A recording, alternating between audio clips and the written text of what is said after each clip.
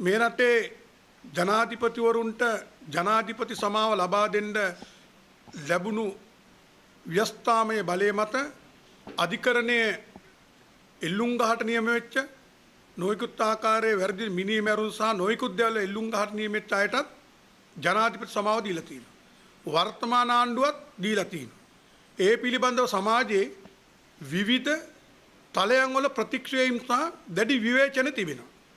හැබැයි රංජන් රාමනායක හිටපු മന്ത്രിවරයව සිරගත කරලා තියෙන මොහොතක අධිකරණ විසින් ලබා දුන්නු දඬුවමක් මත ඔහුව නිදහස් කරන්න කියන ඉල්ලීමට සමාජයේ කිසිම කණ්ඩායමක් වෘත්තීය සමිතියෝ දේශපාලන හෝ සිවිල් සංවිධානවල කිසිම විරුද්ධතාවයක් නැහැ.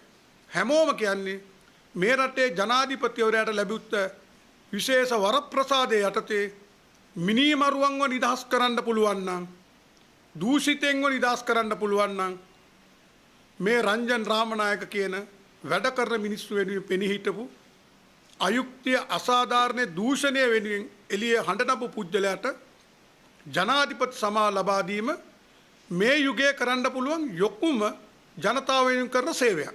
මොකද ඔවුන් මැද පෙරදිග කාන්තාව සහ ඒ වෘත්තිකයන් වෙනුවෙන් විතරක් නෙමෙයි සමස්ත රටේම අසරණභාවයටයි කොල්ල කෑමටයි රාජ්‍ය දීප දූෂණයට ලක්වීමටයි එරෙහිව හඬක් නමපු පැහැදිලි දේශපාලකයෙක්.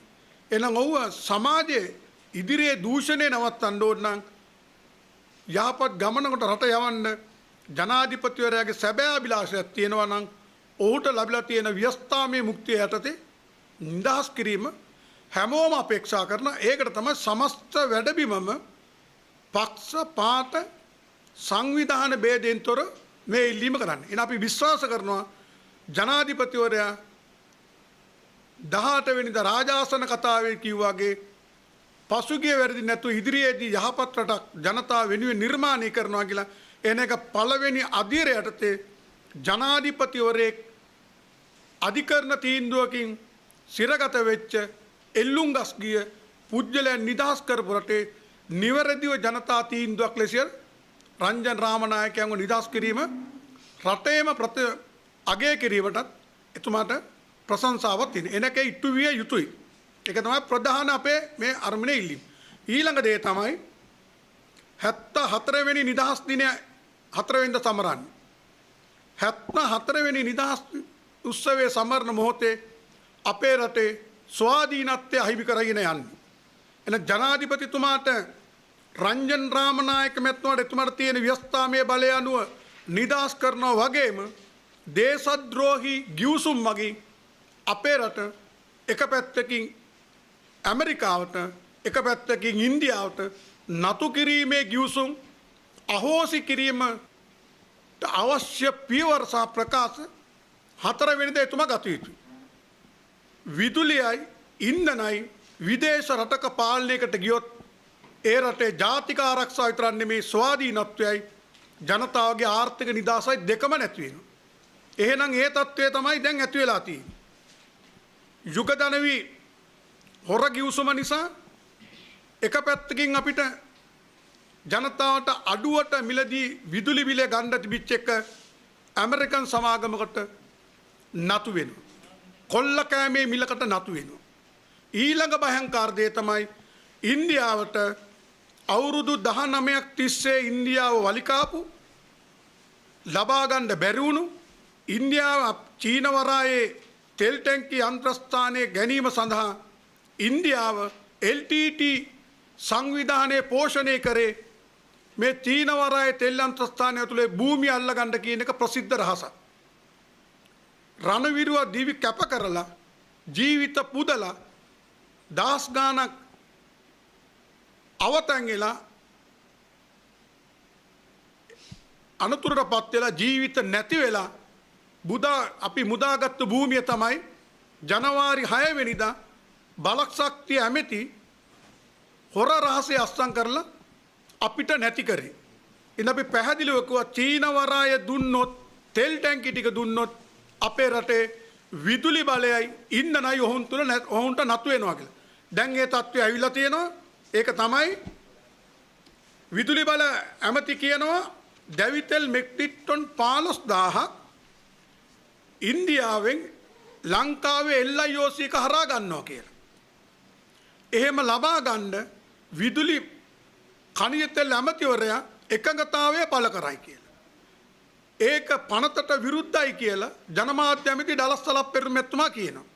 එහෙනම් මේ ආණ්ඩුව ආවේ එක නීතියක් තුල අපේ රටේ සම්පත් සුරකින්න. දැන් තියෙන පනත් නීති වලට විරුද්ධව එක පැත්තකින් හොර රහසය අස්සම් කරලා දෙනවා, එක පැත්තකින් එලිපිට දෙනවා. එහෙනම් මේක නැවැත්විය යුතුයි. නැවැත්විය නැතිනම් අපේ රටේ විදුලි බිලයි ඉන්ධන මිලයි තීරණ කිරීම විතරක් නෙමේ රටේ ආර්ථිකය, ජාතික ආරක්ෂාවයි, දේශපාලන ස්ථාවරභාවය සීළු දේ තීරණය කරන්නේ ඉන්දියාව කියන එක ඉතාම පැහැදිලි. දැන් අද අධිකරණ කැබිනට් එක තීන්දුවක් කරන් තියෙනවා ඉන්දියාවෙන් මෙට්‍රික් ටොන් 40000 ඩීසල් ගන්න, මෙට්‍රික් ටොන් 40000 පෙට්‍රල් ගන්න. අපි පැහැදිලිව දැනගන්න කැමති මේ 40000 දෙක ගන්නේ ඩොලර් මිලියන 500 ණයට ඉන්දියාවෙන් අරන් තෙල් සංස්ථාවටද කියන එක. තෙල් සංස්ථාවට ලබා දෙනවා නම් අපිට ගැටලුවක් නැහැ. මොකද ණය ගෙවීමට දැනුත් ණයටයි ඉන්ධන ගන්න. ඒතර බලශක්තිය ඇමති කියනවා ඒ මිලියන 500 ගෙවන්න ඕන අවුරුද්දකින් පස්සේ කියලා. 100ට 2 පොලියට කියලා. එහෙනම් ගැටලුවක් නැහැ. හැබැයි මේ ගන්න එක විවෘත ටෙන්ඩර් වලින් ගන්න ඕනේ. නැත්තම් හදිසි මිලදී ගැනීම කියන දූෂිත කොමිස් මාෆියාවටත් එහා ගනුදෙනුවක් මේක වෙන්න පුළුවන්. ඒකින්ද ඒක හෙලි කළ යුතුයි. ඉන්දියාවෙන් නම් ගන්නේ ඒ ඉන්දියාවෙන් ගත යුත්තේ ජාත්‍යන්තර ඉන්ධන මිල ලබා ගැනීම අපේ රට තෙල් සංස්ථා අනුගමනය කරන ක්‍රමවේදයට යටත්. එසේ නැත්නම් ඉන්දිය තෙල් ලැබුණට වැඩක් නැහැ. බලශක්තිය ඇමති කියන විදිහට මේ මාසේ ආරම්භන මිල සූත්‍රයේ උඩ ඉන්ධන මිල දෙගුණයකින් වැඩිවීම පාලනය කරන්න බැරි වෙනවා. ඊළඟ බරපතල අර්බුදේ විදුලි බල ඇමති කියනවා මම ඉන්නේ විදුලිය කපන්න නැතුව ඉන්ධන දෙන්න, ඒක නිසා පෞද්ගලික බලාගාර වලින් ගන්න වෙනවා කියලා. මේකම තමයි බලශක්තිය ඇමතිත් කිව්වේ. කඩිනමින් රටේ අවශ්‍යතාවය පිරිමහන්න පිරිපහදු තෙල් ගේනවා කියලා. දැන් රටට හෙළි වෙලා තියෙනවා තෙල් සංස්ථාවේ උසස් නිලධාරීන් කියනවා ඩොලර් ලක්ෂ ගණන් එහෙනම් ඩොලර් මිලියන ගණන් හදිසි මිලදී ගැනීමේ ගසා කෑමේ සූත්‍රයට යට වෙලා තියෙනවා කියලා. එහෙනම් ඒක තමයි විදුලි බල මණ්ඩලයටත් වෙන්න යන්නේ. ජනතාවට පෙන්නනවා විදුලිය කපන්නේ නැතුව උඹලට අඳුරේ නැතුව ඉන්න ඕනේ නම්, අකණ්ඩව විදුලිය ඕනේ නම් පෞද්ගලික බලාගාර වලින් ගන්න වෙනවා කියලා. එකඟයි. ඒක තමයි විදුලි බල පනත අනුව විනිවිද භාවයෙන් යුක්ත ටෙන්ඩර් ක්‍රමයට යා යුතුයි. මීට ඉස්සෙල්ලා මාස 6කට එකඟ වුණා.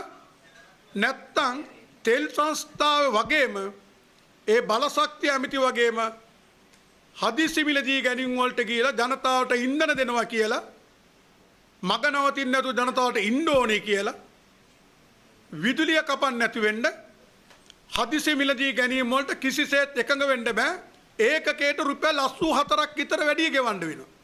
එහෙනම් වහාම මේ පිළිබඳව ශනික කමිටුවක් පිහිටවලා ටෙන්ඩර් ක්‍රමයට විනිවිද අනුව අවශ්‍ය කාලයට පමණයි. නැත්තම් මේ ගනුදෙනුව වෙන්නේ මොකක් වගේද? මේ ගනුදෙනුව සිදු වෙන්නේ ෆ්‍රොස්ටයා LNG හොර ගිවිසුම වගේ. LNG ගිවිසුමේ තියෙන්නේ ෆ්‍රොස්ටයා කියන සමාගමට පාවිච්චි කරත් නොකරුවත් LNG ඒගොල්ලන් කියන ප්‍රමාණය අරගෙන අපේ රටේ ඩොලර් ටික ඇමරිකන් සමාගමට පුදන්න. ඒකමයි පෞද්ගලික බලාගාර වලින් ඉන්ධන ගත් විදුලිය ගත්තත් නොගත්තත් අපි ඒකකයට ගසා කන රුපියල් 84ක් වෙන මිල ගෙවන්න සිදු වෙනවා. අපිට තියෙන ආරංචි අනුව අවමේ අවුරුදු දෙකකට ඉල්ලනවා. කිසිසේත් ඉඩ නොදිය යුතුයි. අවශ්‍ය පායන කාලයට පමණක් මාස 6ද ඒ කාලයට විවෘතව මිලට යා යුතුයි. එහෙම නැත්නම් අවශ්‍ය අනිකුත් ක්‍රියාමාර්ග රජය ගත යුතුයි. මොකද ආණ්ඩුව තමයි ගල්ලංගුරු බලාගාර ඉදි කරන්න දෙන්නේ නැත්තේ. යහපාලනයේ සම්පූර්ණත්වය කියලා කෑ ගහනවා. හැබැයි ජනාධිපතිතුමා මේ පාර පාර්ලිමේන්තු විවෘත කරන්නට කිව්වා ගල්ලංගුරු වලින් විදුලි බලාගාර හදන්නේ නැහැ කියලා. එහෙනම් යහපාලනයේ පටන් ගත්ත ඒකත් නවත්තන. හැබැයි ඒක නවත්තනවා කියන ජනාධිපතිතුමා තාම සූර්ය බලයෙන් සුළං බලයෙන් කිසිදු විදුලි නිෂ්පාදනයක් අපේ පද්ධතියට අලුතෙන් එකතු කරලා නැහැ. යෝජනා 18ක් අනුමත කරලා තියෙද්දි ක්‍රියාත්මක වෙන්නේ නැහැ. ඒ තියෙද්දි අවශ්‍ය ප්‍රමාණයට විදුලියට සරිලන විදුලි බල නිෂ්පාදන රජය විසින් නොකර ජනතාව පිට පැටවීමට අපි එකඟ වෙන්නේත් නැහැ. මොකද ඉන්දියාවෙන් නම් තෙල් ගන්නේ විදුලි බලයට අනිවාර්යෙන් විදුලි බිල ශනිකව වැඩි වෙනවා. ඊට හේතුව මහජන උපයෝගතා කොමිෂම කියනවා අවුරුදු 7ක් තිස්සේ ඉන්ධන මිල වැඩි වුණේ විදුලි බල මණ්ඩලයේ පවත්වාගෙන යන්න මීට සති 3කට ඉස්සෙල්ලා අවසරය දුන්නා කියලා මිල වැඩි කරන්න. එහෙනම් ඒක දෙගුණයකින් වැඩි වෙනවා. කරුණු දෙකක් කරනවා. එකක් බලශක්තිය මිති අවශ්‍ය වෙලාවට ඉන්ධන ටික නොදී දැවිතෙල් වෙනුවට නැප්තා වෙනුවට දෙගුණයක් වැඩි ඩීසල් දීලා බිලියන ගණන් විදුලි වල මණ්ඩලයේ පාඩුව වැඩි කරලා තියෙනවා. ඒ එක්කම තෙල් සංස්ථාවේ පාඩුව වැඩි කරලා තියෙනවා. එහෙනම් මේ මාසේ ආරම්භන්නේ තෙල් මිල සූත්‍රයකින් වැඩි වෙන විදුලි බිල මහජන උපයෝගතා කොමිසමේ එකඟතාවය අනුව වැඩි වෙන ජනතාවට තෙලෙනුයි විදුලියනි තවත් බැට කන යුගයක්. එන්න මේක නැවැත්වීමට රජයේ මැදිහත් වීමේ මේ හදිසි මිලදී දෙකම ජනතාව වෙනුවෙන් නෙමෙයි මේ දෙකම ගසා කෑමට සහ කොමිස් සූත්‍රයට යන්නේ. එන වහාම අවශ්‍ය පියවර ගත යුතුයි. ඊළඟට අපි පැහැදිලිව කියනවා පිරිපහදුව 30 වෙනිදාට තෙල් ගෙනාවත් පෙබරවාරි 4 වෙනිදා ඉඳලා තමයි ජනතාවට සහ විදුලි බලයට ඉන්ධන දෙන්න වෙන්නේ. නමුත් මේ ක්‍රියාත්මක වෙන්නේ 150ක් අඩුවේ. මෙට්‍රික් ටන් 5000කින් ක්‍රියාත්මක කරොත් විතරයි විදුලි බල මණ්ඩලයට ගැටලුවකින් තොරව දැන් තියෙන අවශ්‍යතාවයට දෙන්න පුළුවන්. නමුත් දැන් ක්‍රියාත්මක වෙන්නේ 3200න් අවම බලයකින්. එහෙනම් නිෂ්පාදනයේ 150කින් අඩුවීම තුළ සපුගස්කන්ධ, යුග ධනවිය, කැලණිතිස්ස, වාජ්‍යක කියන මේ හතරටම අවශ්‍ය ප්‍රමාණය දෙන්න බෑ. හේතුව මෙට්‍රික් ටන් 5000කින් හැදුවොත් දැවිතෙල් අපි 1800ක් හදනවා. උපරිමයේ 2000යි. ඒකෙන් මෙට්‍රික් ටන් 300ක් දෙන්න ඕනේ කර්මාන්ත ශාලා වලට දෛනිකව. එහෙනම් ඉතුරු තියෙන 1700යි. දැන් හදන්නේ මෙට්‍රික් ටන් 3200කින් ක්‍රියාත්මකයි. ඒ කියන්නේ දිනක නිෂ්පාදනයේ දැවිතෙල් හදන්නේ 1000යි. යුග ධනවියටම දෙන්න ඕනේ 1300ක් දිනකට. කැලණි තිස්සට 1500ක් දෙන්න ඕනේ. වාජ්‍යකට සහ සපුගස්කන්ධට 600ක් දෙන්න මොනවාද මෙට්‍රික් ටන්. එනම් පැහැදිලි හිඟයක් තියෙනවා. මහජන උපයෝගතා කොමිසම මොන කතන්දර කිව්වත් සතියේ දිනවල අවශ්‍යතාවය මෙගවට් 2550 පයින්නවා. ජල නිෂ්පාදනයේ මේ වෙනකොට 65% තිබුණු විදුලි නිෂ්පාදනයේ දැන් 25%කට අඩු වෙලා. එහෙනම් අනිවාර්යෙන් තෙල් සංස්ථාවට හැකියාවක් ලැබෙන්නේ නැහැ. 150කින් පිරිපහදුව කරන ක්‍රියාත්මක නිසා අවශ්‍ය ඉන්ධන දෙන්න. ඒ වෙනුවෙන් මේ මොහොත වෙනතුරු දැවිතෙල් ආනයනය කරලා නැහැ. මාසයකට මෙට්‍රික් ටන් ලක්ෂයක් ගෙන්නන 3 ලක්ෂයක් ගෙන්නන තෙල් සංස්ථාවට විදුලි බල මණ්ඩලයට මෙට්‍රික් ටන් 15000ක් ගෙන්නලා දෙන්න බැරි කමක් නැහැනේ. ඒක මොකටද LIOC එකට දෙන්නේ? මේ දෙන්නේ උතුරු නැගෙනහිරත් ජනවාරි 6 අස්සම් කරපු ගිවිසුමට යටත්ව තෙල් බෙදීම දීලා රටේ සමස්ත ඉන්ධන අලවියෙන් 4/3ක් ඉන්දියාව නතු කරන්න. ඒ නතු කිරීමේ තියෙන භයංකාරකම තමයි තෙල් සංස්ථාවේ සම්පත් වලින් 4/3ක් ඉන්දියාව නතු වෙනවා. විදුලි බල මණ්ඩලයේ බලාගාරත් ඉන්දියාව නතු වෙනවා. එනම් බල ශක්තියම ඉන්දියාවට නතු වීම තුළ අපේ රටේ තියෙන ස්වාධීනත්වය කියන එක සම්පූර්ණයෙන්ම නැති වෙලා රණවිරුවයි ජාතික විරෝණි රැකගත්තු අපේ රට තමයි මේ පෙබරවාරි 4 74 වෙනි නිදහස් දිනේ සමරනකොට අපිට අහිමි කරලා තියෙන්නේ. එහෙනම් ජනාධිපතිතුමා වහාම ප්‍රකාශයක් කරලා යුතුයි. බලශක්තිය අමිතිටයි විදුලි අමිතිටයි ඕන විදියට නටලා හදිසි මිලදී ගැනීම ගෙනල්ලා තවත් ඩොලර් කොමිස් කාණ්ඩ ඉඩ දීලා රට ඉන්දියාවේ ඇමරිකාවේ චීනයේ කොලනියක් කරන එක වහාම නවත්තලා රටේ ස්වාධීනත්වය භූමියේ අයිතිය රටට තහවුරු කරන්න 2019 ජනාධිපතිවරණයේදී දුන්නු පොරොන්දු අනුව ඔබතුමා පැහැදිලිව කිව්වා ඩොලර් වලට වඩා අපේ භූමියයි අපේ ස්වෛරීත්වයයි වැදගත්. විකුණුපු දේවලුත් ගන්නවා කියලා දැන් වෙලා තියෙන්නේ තියෙනු දේවලුත් විකුණනවා. ඒක දෙන්නේ තොග පිටින්, ඒක දෙන්නේ මහර, ඒක දෙන්නේ කොමිස් සූත්‍ර වලට. වහාම මේ ක්‍රියාවලිය නවත්තනවා කියන එක රට සැබවින්ම ඔබතුමා හමුදාවේ හිටපු ආරක්ෂක ලේකම් වශයෙන් රණවිරුව ජීවිතේ දුන්න හැටි දන්නවා. ඔවුන් අවතැන් වෙලා ඉන්න හැටි දන්නවා. ඔවුන් පුනරුත්ථාපන කඳවුරවර සුසුම් හෙල්ල හැටි දන්නවා.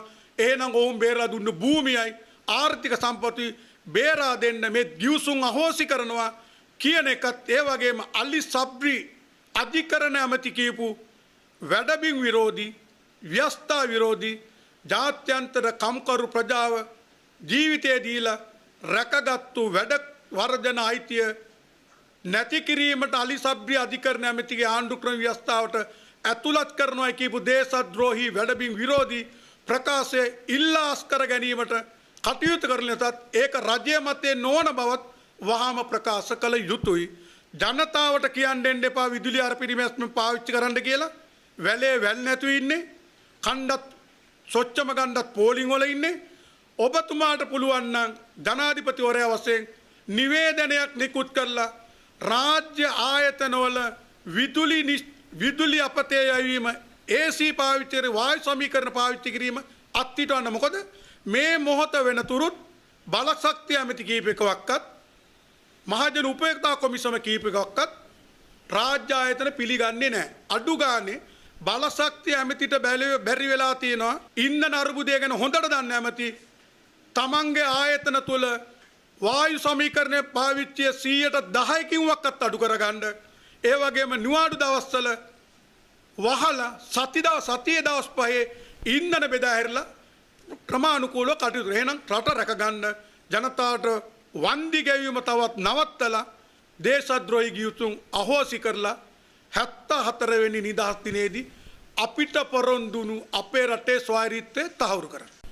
විශේෂ කරුණක් කෙලි කරන්න ඕනේ. දැන් මේ නාම අද කැබිනට් මණ්ඩලය තීන්දුවක් කරන් තියෙනවා පෙට්‍රල් මෙට්‍රික් ටන් 45කුත් ඩීසල් මෙට්‍රික් ටන් 40කුත් ඉන්දියාවෙන් මිලදී ගන්න.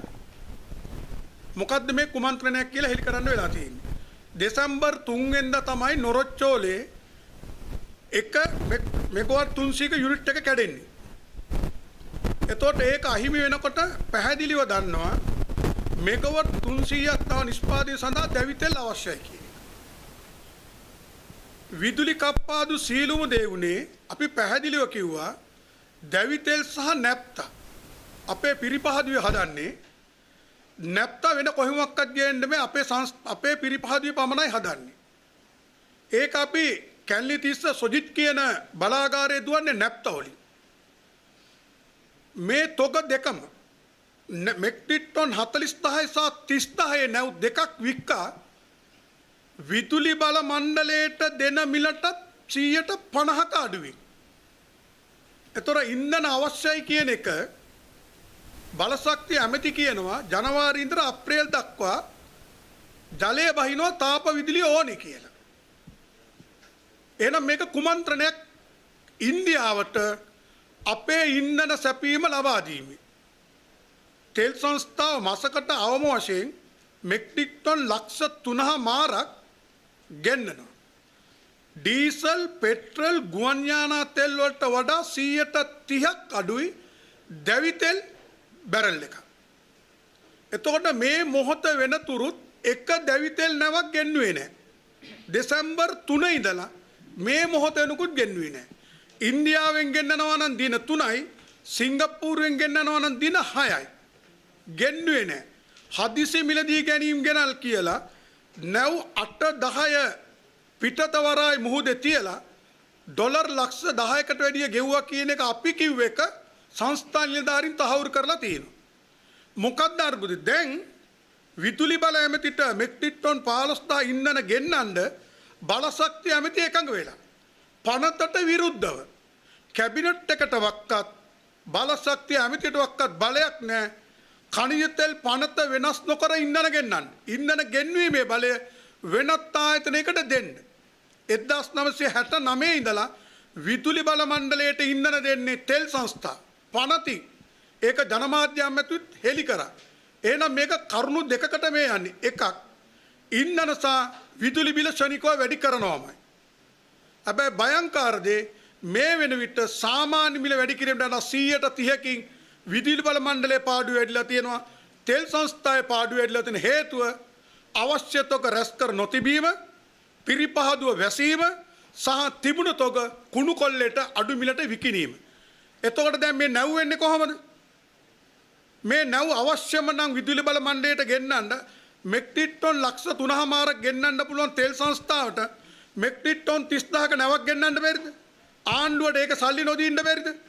අවුරුද්දට මොනේ දැඩිම නියඟයක් ආවත් දැවි තෙල් නැව් 4යි. 1,20,000යි. ඒතර අවුරුද්දකට අපි මිලියන ඩොලර් මිලියන බිලියන 3.5ක් පන්නනවා. එහෙනම් මේක ඉතා සැලසුම්ගතව ඉන්දියාවට අපේ ඛනිජ තෙල් අලවිය බාර දීමේ කූට සැලැස්මක්. ඒක තමයි මාධ්‍ය හොඳටම දැක්ක සංදර්ශනයේ විදුලි බල ඇමති බලශක්ති ඇමති ආණ්ඩුව එළියට ධම්මලා ජනතාවට එපා කෙරෙව්වා. විදුලිය කපන්න වෙනවා මේ විදුලි බල මණ්ඩලයේ තිබුණොත්, මේ තෙල් සංස්ථා මෙහෙම තිබුණොත් තෙල් මිල වැඩි වෙනා විතරයි නෙමෙයි උඹලට පොලිමෙත් ඉන්න වෙනවා කියලා පෙන්නලා දැන් ඉන්දියාවට තල්ලු කරලා තියෙනවා. එන වහාම අපි ආණ්ඩුවට කියන්නේ යලි මේක කුමන්ත්‍රණයක්. ආණ්ඩුවට විතරක් නෙමෙයි මේ ඒකාබද්ධ වෘත්තීය සමිතිය තුලින් අපි පැහැදිලි කරන ආණ්ඩුවේ වෘත්තීය සමිතිය ඇතුළු සමස්ත වෘත්තීය සමිති මේ දේශද්‍රෝහී සහ පනත් විරෝධී ක්‍රියාවලියට පාරට බැසිය යුතුයි. විදුලි බල මණ්ඩල ඉංජිනේරුවරු සහ විදුලි බල මණ්ඩල ඒකාබද්ධ වෘත්තීය සමිති වහාම එළියට එන්න ඕනේ මේ මොහොතේ. මොකද විදුලි ඉංජිනේරුවන් සංගමයේ කීප විතර ජනාධිපතිවරයා එකඟ වුණා සාමාන්‍යකාරී මාර්ග කරන්න සභාපතිව ඉල්ලාස් කරගන්න. ඒ දෙක දින්න නම් හදිසි මිලදී ගැනීමේ දූෂිත කොමිස්ජාවාරම ක්‍රියාත්මක කිරීමේ මේ විදුලි සහ බලශක්ති අමාත්‍යවරුන්ගේ දේශද්‍රෝහී ක්‍රියාවන්ට එරෙහිව දැන් ඉංජිනේරු සංගමය එළියට බහින්න. මොකද පැහැදිලිව බලශක්ති අමාත්‍ය තාම කියලා නැහැ දැවි තෙල් දෙන්න පුළුවන් කියලා.